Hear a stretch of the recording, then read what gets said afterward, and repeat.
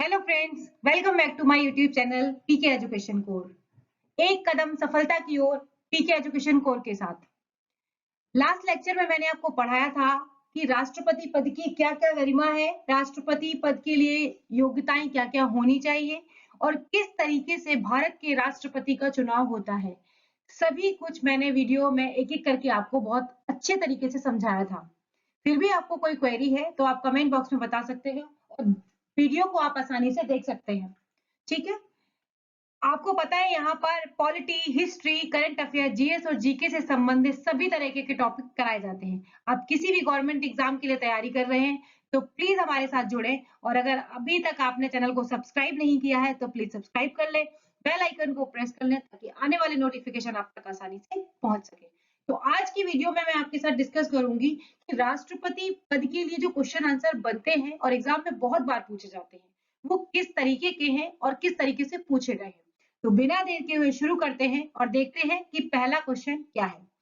पहला क्वेश्चन कह रहा है कि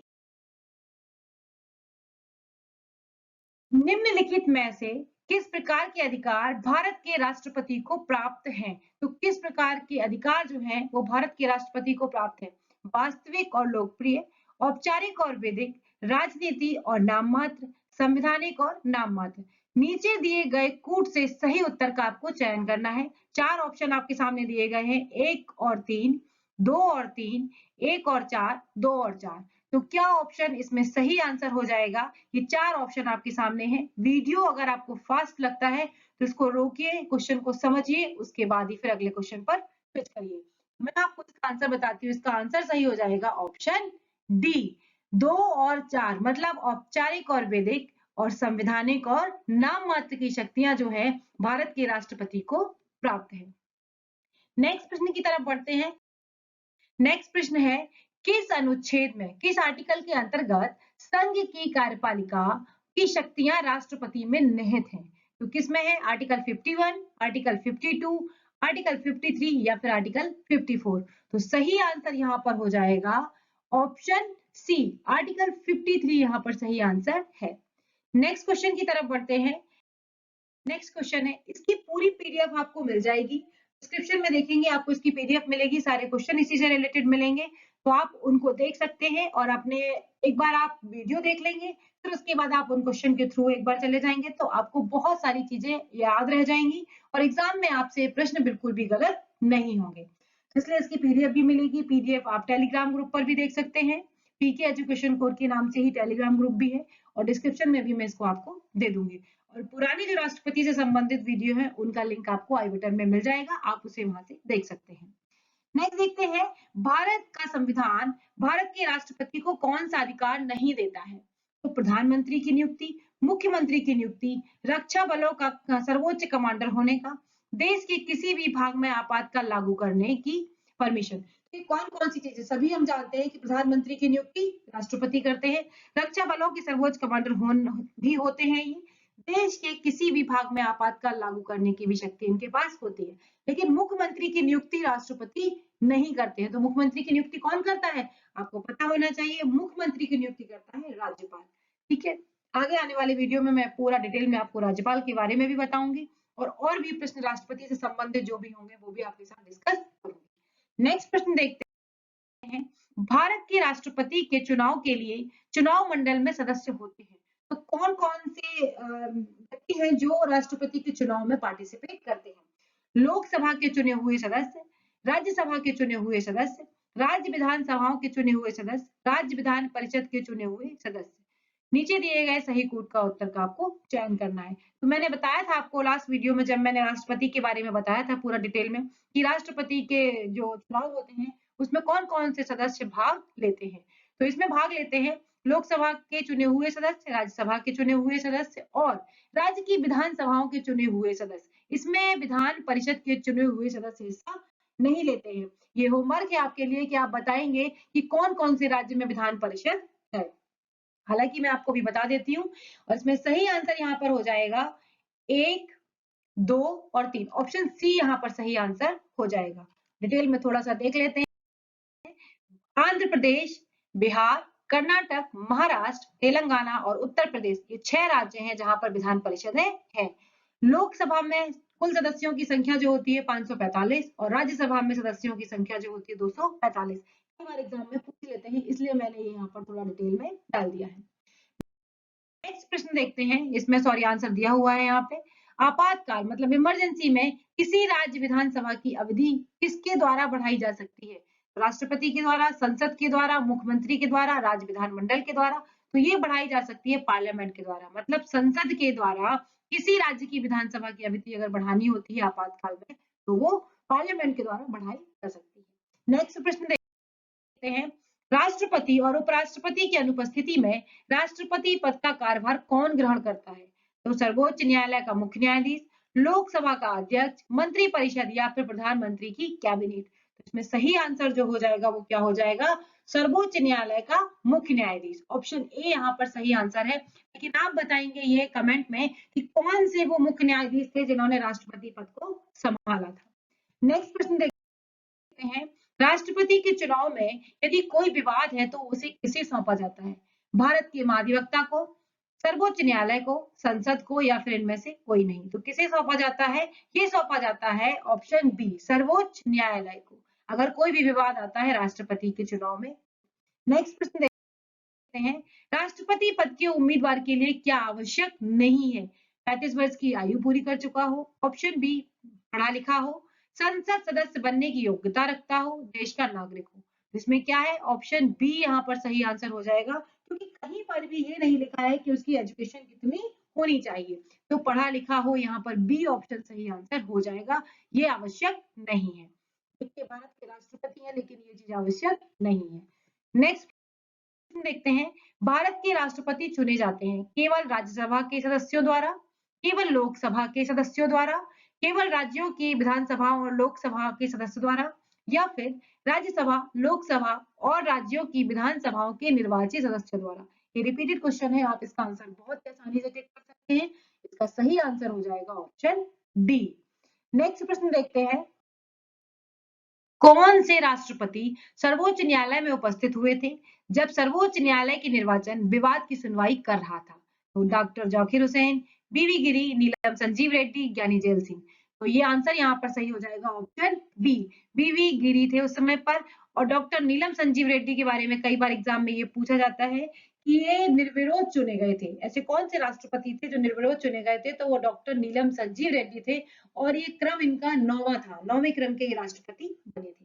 नेक्स्ट प्रश्न देखते हैं, भारत के राष्ट्रपति से संबंधित निम्नलिखित कथनों में कौन सा सही नहीं है? तो वह संसद का भाग है, वह दोनों सदनों की चर्चा में भाग लेता है, वह हर वर्ष दोनों सदनों की संयुक्त बैठक को संबोधित करता है, वह किसी भी परिस्थिति में अध्यादेश लागू कर सकता है। तो सही आंसर यहाँ पर क्या हो जाएगा? संसद का भाग है, ये बात भी सही है। वह हर वर्ष दोनों सदनों की संयुक्त बैठक को संबोधित करते हैं, ये भी सही है। वह किसी भी परिस्थिति में अध्यादेश लागू कर सकते हैं, लेकिन ये बात सही नहीं है कि वह दोनों सदनों की चर्चा में भाग लेते हैं। राष्ट्रपति चर्चा में भाग नहीं लेते हैं। तो बी ऑप्शन यहाँ से सही आंसर हो जाएगा। नेक्स्ट प्रश्न है आपके सामने, राष्ट्रपति का चुनाव किस प्रकार से किया जाता है? प्रत्यक्ष निर्वाचन द्वारा, एकल संक्रमणीय मत प्रणाली द्वारा, अनुपातिक मत प्रणाली द्वारा या फिर खुला बैलेट प्रणाली द्वारा। तो सही आंसर यहाँ पर क्या हो जाएगा? ऑप्शन सी, अनुपातिक मत प्रणाली के द्वारा राष्ट्रपति का चुनाव किया जाता है। नेक्स्ट प्रश्न देखते हैं, आपातकाल की घोषणा को स्वीकृति हेतु संसद के समक्ष कब रखा जाना चाहिए? तो 1 माह के अंदर, 2 माह के अंदर, 6 माह के अंदर या फिर 1 वर्ष के अंदर। तो आपातकाल की घोषणा की बात करी जा रही है तो यहाँ पर 1 माह के अंदर, ऑप्शन ए यहाँ पर सही आंसर हो जाएगा। बढ़ते हैं नेक्स्ट प्रश्न की तरफ, निम्न में राष्ट्रपति किसकी नियुक्ति करता है? भारत के महान्यायवादी की, नियंत्रक एवं महालेखा परीक्षक की, राज्यपालों की या फिर उपर्युक्त सभी की। वीडियो हो सकता है थोड़ा सा फास्ट लगे आपको, आप इसको रोकिए, प्रश्न को समझिए, उसके बाद ही आंसर के ऊपर टिक करिए। तो ऑप्शन यहाँ पर सही हो जाएगा ऑप्शन डी, क्योंकि राष्ट्रपति इन सभी की नियुक्ति करता है। नेक्स्ट प्रश्न देखते हैं, राष्ट्रपति अपने पद पर बना रहता है कब से? जिस दिन उसका निर्वाचन होता है उस डेट से, संसद द्वारा कोई डेट निर्धारित की जाती है उससे, या फिर अपने पद ग्रहण से, या फिर निर्वाचन आयोग द्वारा निर्धारित तिथि से। तो हम सभी जानते हैं जिस दिन से वो पद ग्रहण करता है अपना, जिस दिन से वो ओथ लेता है उसी दिन से वो राष्ट्रपति पद पर 5 वर्ष के लिए बना रहता है। तो नीलम संजीव रेड्डी जी के बाद में ये चला आ रहा है कि 25 जुलाई को ही हर 5 वर्ष पर राष्ट्रपति पद ग्रहण करते हैं। तो अभी के जो राष्ट्रपति हैं वो बताइएगा कौन है? आगे आने वाली वीडियो अभी मैं बताऊंगी आपको कि वो कौन है। तो द्रौपदी मुर्मू जो है वो 15वीं राष्ट्रपति बनकर अभी आई है। तो उन्होंने 25 तारीख को ही अपनी शपथ ग्रहण ली थी। नेक्स्ट देखते हैं। नेक्स्ट प्रश्न क्या है?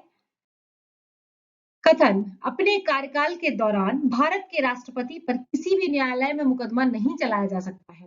राष्ट्रपति का पद संविधान से ऊपर होता है। तो ये बात तो आपको पढ़ते ही समझ में आ रही होगी कि कोई भी पद या कोई भी पद की गरिमा राष्ट्रपति पद संविधान से ऊपर नहीं है। सबसे ऊपर हमारा कॉन्स्टिट्यूशन ही है। तो कथन और कारण दोनों सही है तथा कारण कथन को सही स्पष्ट करता है, बिल्कुल गलत है। कथन और कारण दोनों सही है तो ये दोनों ही हट जाएंगे। बचता है आपके पास सी और डी। कथन सही है, कारण गलत है, कथन गलत है, कारण सही है। तो कथन हमारा सही है किंतु कारण गलत है। ऑप्शन सी यहाँ पर सही आंसर हो जाएगा। नेक्स्ट प्रश्न देखते हैं। भारत के राष्ट्रपति को अधिकार नहीं है किस चीज का? क्षमादान करने का, सर्वोच्च न्यायालय के न्यायाधीश को हटाने का, आपातकाल की घोषणा करने का या फिर अध्यादेश जारी करने का। उसके पास ये सभी अधिकार है लेकिन सर्वोच्च न्यायालय के न्यायाधीश को वो हटा नहीं सकता है। ऑप्शन बी यहाँ पर सही आंसर हो जाएगा। नेक्स्ट प्रश्न देखते हैं। निम्न में किसकी नियुक्ति भारत के राष्ट्रपति के द्वारा की जाती है? वित्त आयोग के अध्यक्ष की, योजना आयोग के अध्यक्ष की, संघ राज्य क्षेत्र का मुख्यमंत्री। तो क्या ऑप्शन यहाँ पर सही आंसर हो जाएगा? ऑप्शन यहाँ पर सही हो जाएगा। आप देखिए वित्त आयोग का अध्यक्ष और संघ राज्य क्षेत्र का मुख्यमंत्री।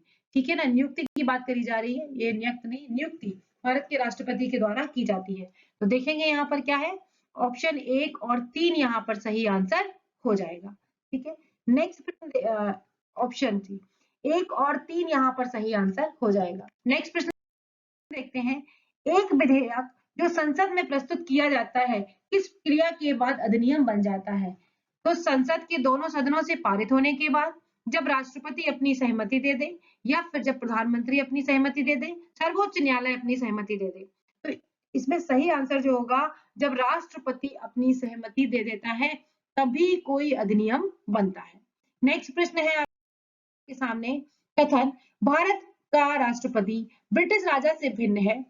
दूसरा कारण है भारत के राष्ट्रपति का पद अमेरिका के राष्ट्रपति से मिलता है। कथन और कारण दोनों सही हैं तथा कारण कथन को सही स्पष्ट करता है। कथन और कारण दोनों सही हैं परंतु कारण को स्पष्ट नहीं करता। कथन सही है, कारण गलत है, कथन गलत है, कारण सही है। तो एक चीज तो यहाँ पर सही है कि भारत का राष्ट्रपति ब्रिटिश राजा से भिन्न है लेकिन अमेरिका के राष्ट्रपति जैसा नहीं है, क्योंकि यहाँ पर क्या है, प्रत्यक्ष जो अमेरिका में प्रत्यक्ष निर्वाचन होता है और भारत में ऐसा नहीं है और पावर्स में भी बहुत सारा डिफरेंस है। तो ऑप्शन यहाँ पर सी सही हो जाएगा। कथन सही है किंतु कारण गलत है। अब बढ़ते हैं अगले प्रश्न की तरफ। संविधान के अनुसार इनमें कौन सी राष्ट्रपति से विधायी शक्ति है? तो राष्ट्रपति के पास कौन सी विधायी शक्ति है? लेजिस्लेटिव पावर इसके पास कौन सी है? संसद का सत्र आहूत करना, संसद का सत्रावसान करना, संसद की बैठक को स्थगित करना या फिर अध्यादेश जारी करना। तो सही आंसर इसमें क्या हो जाएगा? अध्यादेश जारी करना। ऑप्शन डी यहाँ पर सही आंसर हो जाएगा।